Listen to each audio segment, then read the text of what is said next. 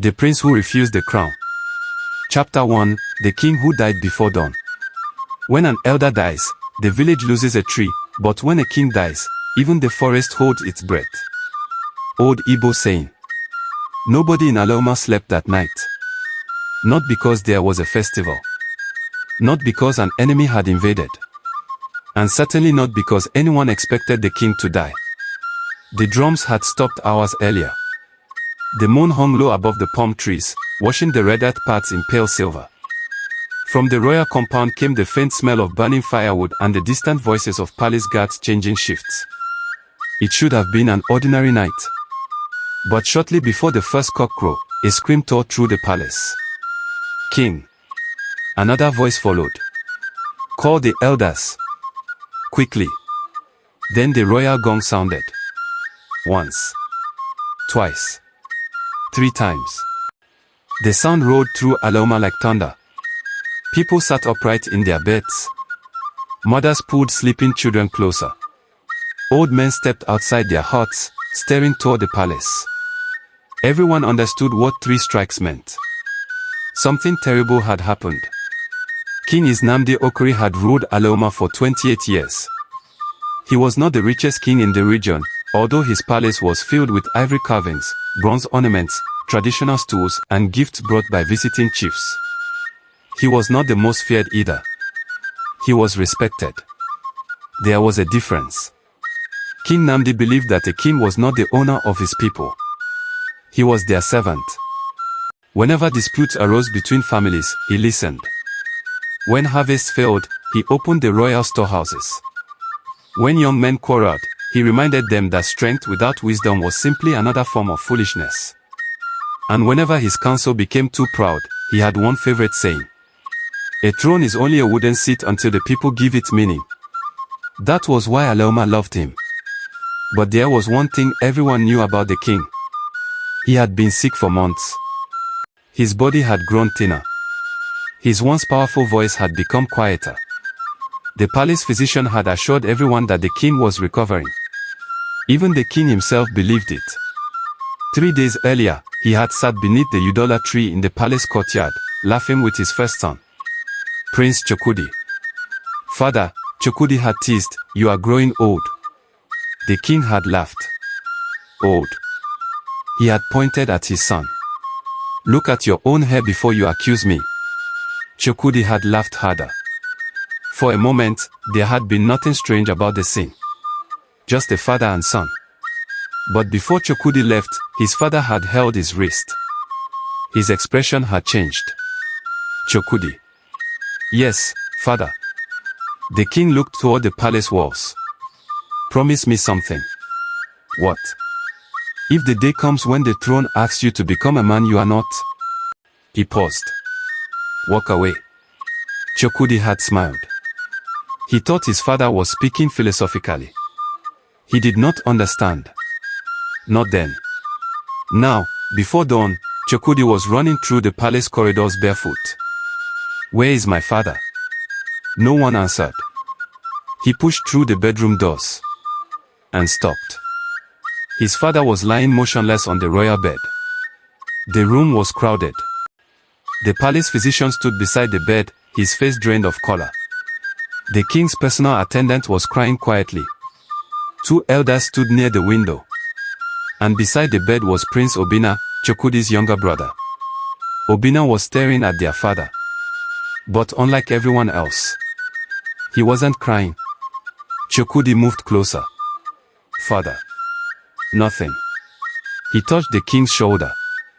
"Cold. Too cold." "No." His voice cracked. He grabbed his father's hand. "Father, wake up." "Nothing." "Father." The physician lowered his eyes. "I am sorry." Chukwudi stared at him. "No. Prince." "No." His voice shook the room. "You said he was getting better." The physician swallowed. "He was." "Then why is he dead?" Silence. That question hung in the room. Nobody answered. Then Chukwudi noticed something. A tiny dark mark beneath his father's left ear. almost invisible. Like a puncture. His eyes narrowed. What is that? The physician immediately stepped forward. Nothing. Chokudi looked at him. Nothing. The physician avoided his eyes. Your father had been ill for a long time. Chokudi touched the mark. The skin around it looked slightly bruised. His expression changed. Father didn't die from his illness. The room became still. One of the elders immediately spoke. Enough. Chokudi looked at him. Why? Because your father is dead. That doesn't answer my question. Today is a day for mourning, not accusations. Chokudi stared at every person in the room. Something was wrong. He could feel it. But he didn't yet know what. By sunrise, Aleoma knew. The king was dead. The royal gong sounded again. This time, women wailed in the village square. Men gathered beneath the ancient Iroko tree. The Umwada, daughters of the community, began the mourning rites. Drummers remained silent. Markets closed. Children were ordered indoors. Nobody celebrated. Nobody sang. The death of a king was not ordinary grief. It was as if the entire community had lost its father. At the palace, elders arrived from surrounding villages. Chiefs dressed in ceremonial clothing entered through the royal gates. The Enzno Ozo title holders gathered. Warriors stood at the entrance. The palace became a sea of whispers. But while everyone mourned, another question quietly spread. Who would become the next king? There was an obvious answer. Chokudi. The first son. The heir. The prince the people already loved.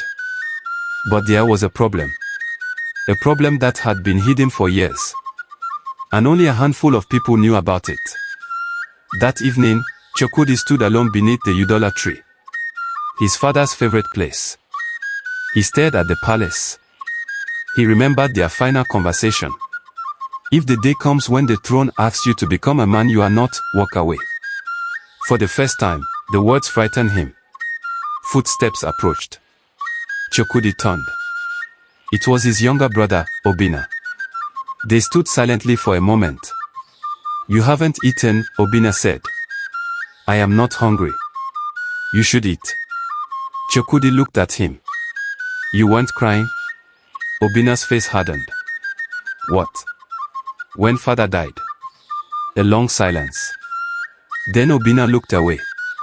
People grieve differently. Chokudi stepped closer. You're my brother. You can talk to me. I have nothing to say. You're lying. Obina's eyes suddenly flashed with anger. You think because you're the first son, everyone must explain themselves to you. Chokudi was surprised. I didn't say that. You don't have to. Obina walked away. Chokudi watched him disappear into the darkness. Something had changed between them. Something that had not been there 3 days earlier. That night, the palace held a private meeting. Only the oldest elders, senior chiefs, members of the royal family,